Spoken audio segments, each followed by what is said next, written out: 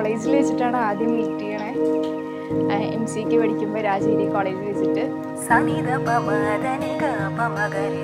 So ഞങ്ങൾ നല്ലൊരു friends ആയിരുന്നു.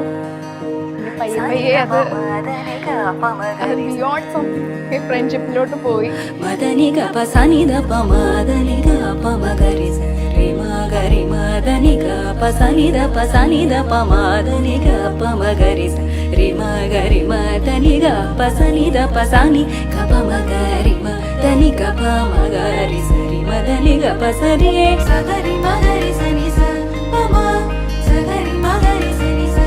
എക്സൈറ്റഡ് ആണ്, ചെറിയ ടെൻഷനും ഉണ്ട്.